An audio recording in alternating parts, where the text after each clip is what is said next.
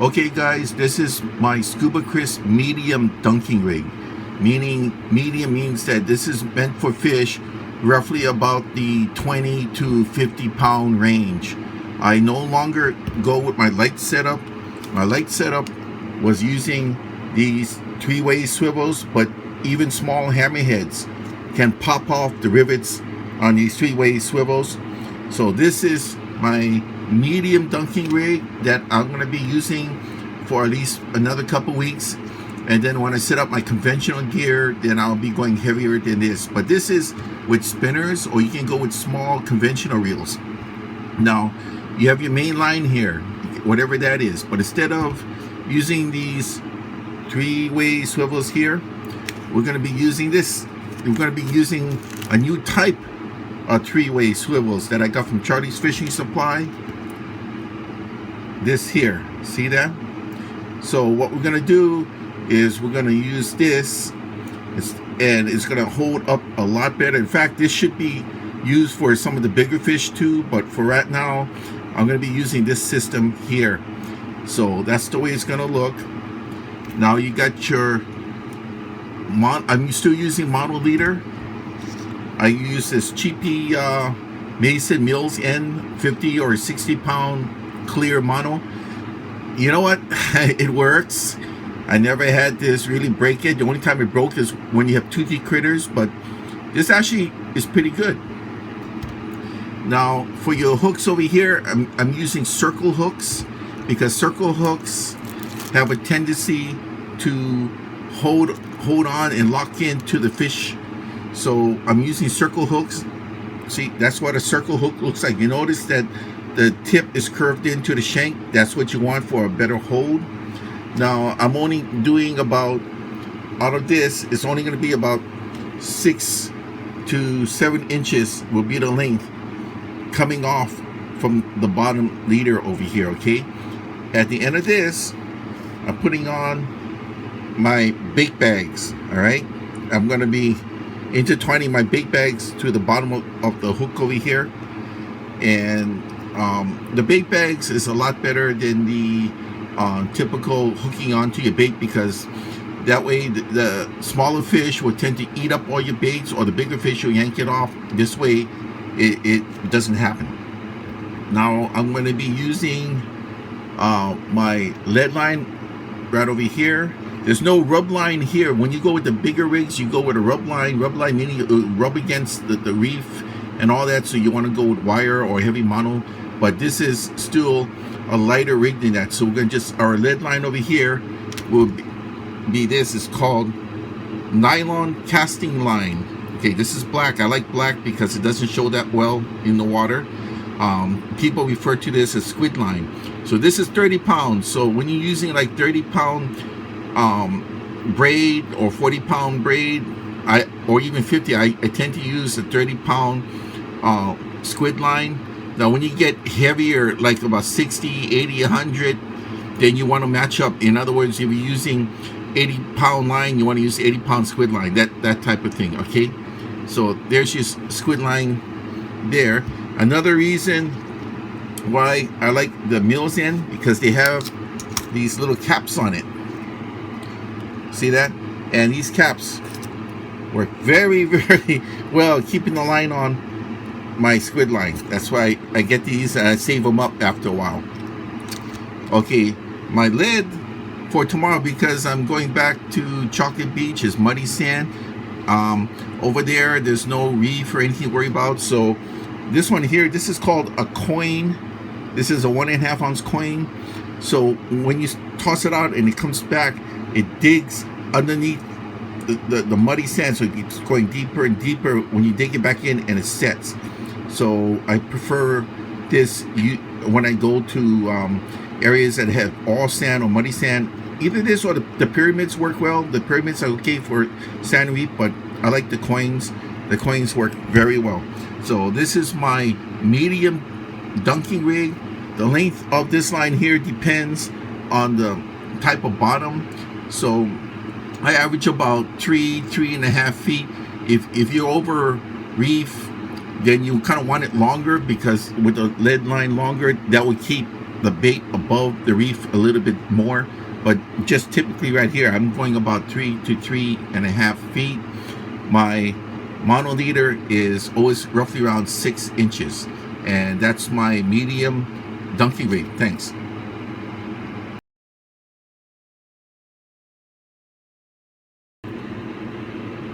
Okay, my preset leaders are done. I'm using 60-pound test mills mono with Mutsu circle hooks 3/0 or 3/0. And what's good about the Japan hooks, you notice how they're naturally offset at the factory, which gives you tremendous hooking power. If you try to offset them on your own, it's gonna cause metal fatigue and you won't get the strength of the metal. But these are factory offset hooks. Really can't beat it. And these are very inexpensive hooks. All around for reef species, I like the 3/0. 4/0 are okay. It's a matter of personal preference.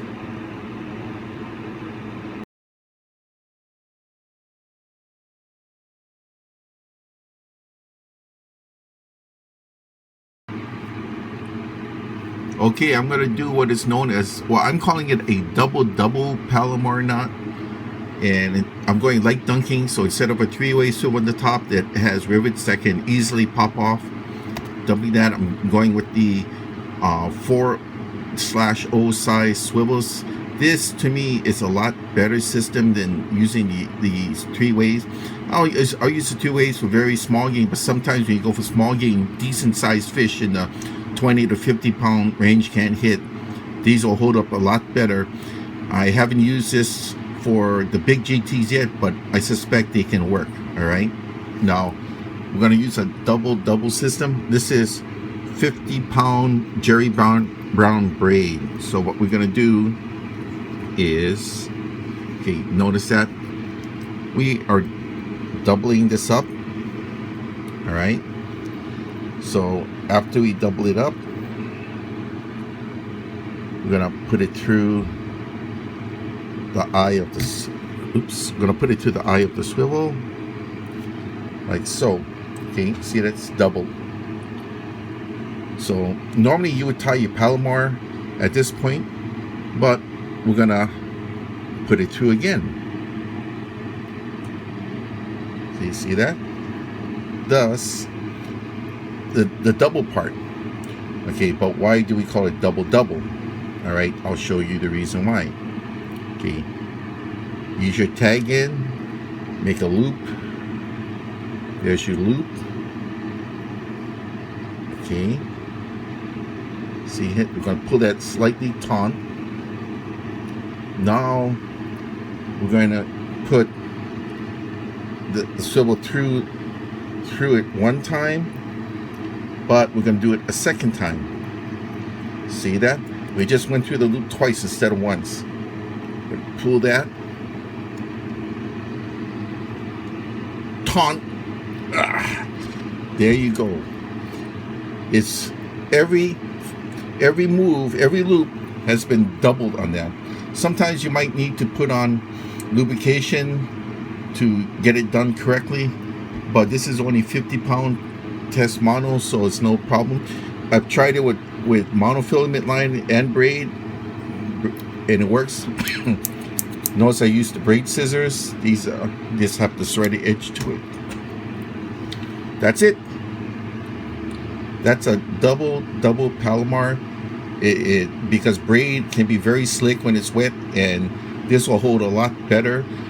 With mono, you really don't have to do this, but it doesn't hurt to try. And this is what I'll be using from now on. Thank you.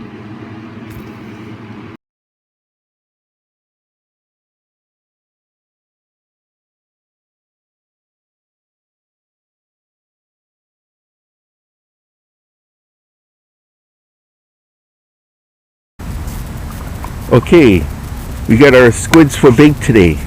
So what we're gonna do is, I just thawed them out. So what we're gonna do is take our squid. See, there's a whole squid, Ika, whatever you want to call it. We are going to cut all the way down. Pull the head off. Save the head. Open it up. See all this part here? That's perfect bait. So we're going to put that in our bait canister here for our crabs. And now we got this beautiful meat here. We're going to take the skin off. Let's see if it will separate from the meat.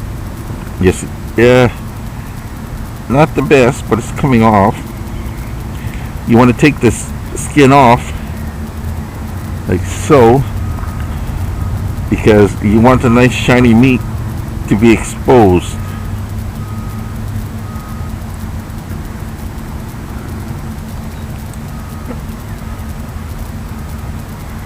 And that looks pretty good. From this simple slab, see, I got some water in the bucket here so I can rinse my hand out. From this simple nice slab, we're gonna make 3 strips.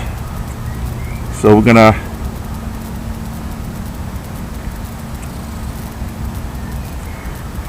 here's one.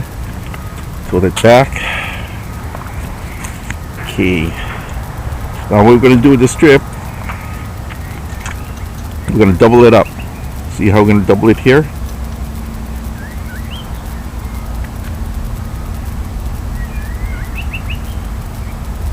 Put it through once. Put it through, put it through twice. There we go. Let's get some of this squid slime off. Now a lot of times the little fish will pull on it, crabs will pull on it, yank it off. Sometimes just whipping across, if you whip it hard, will make the squid bait come off. So we use dental floss. This will help us secure the line, and I'll show you why.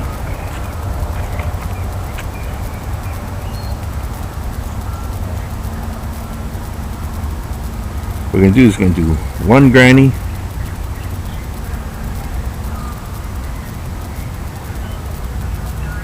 two grannies, and we're going to come up. See that? Cinch it in, and we're going to top it off with 1 more granny. The wax line is cutting into itself. We don't want to cut through the bait, but we want to cut into the bait enough where it's going to secure it like so. Get our kitchen shears. You're going to cut it right above the knot. Look at that, it hides the knot. Isn't that a thing of beauty? Save our line here because I don't litter. Throw that in my garbage bin. And at the end of everything here, make a nice little teaser slit. So that'll actually wave like this in the current, and it'll look more appetizing to the fish passing by. That's all you have to do. Rinse off, wait, and that's it. That's how you cut up a squid and use it for bait. Thank you. We're going to get ready to chuck our blue pincher crab out, see what we can get.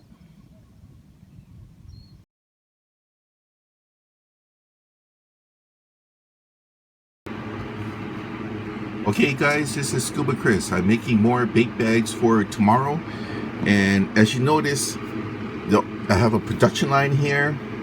This is what it looks like after you cut it. See that? So what I'm going to do is I turn it inside out. The more bait you put into the bag, the more the bag stretches. See that? And when you fill it up, you don't get rid of the guts or anything. You want the guts in there because you want it to be smelly. And after you're done, this is what you do. You get a hook, like this is a BKN 28. Just go through. See that? You just crisscross the top.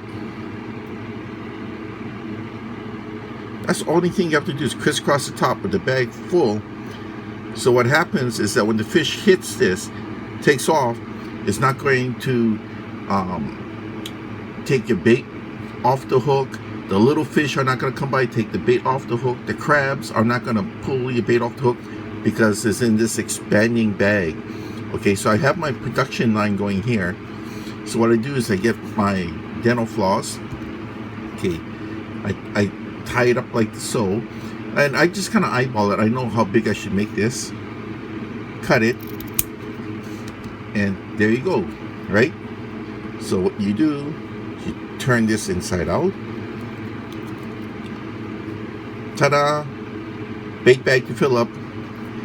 And I usually use Squid works and crab works, and that is what you end up with. This works. I haven't lost any bait bags. I haven't lost any bait. In fact, I've been saving money on bait. I don't have to bring that much bait with me anymore. This system works. It works really well with aqua belly, which is tuna belly, because it's bloody, it's smelly. It works well with shrimp because you can use the heads. That's the big one. And also squid, Ika.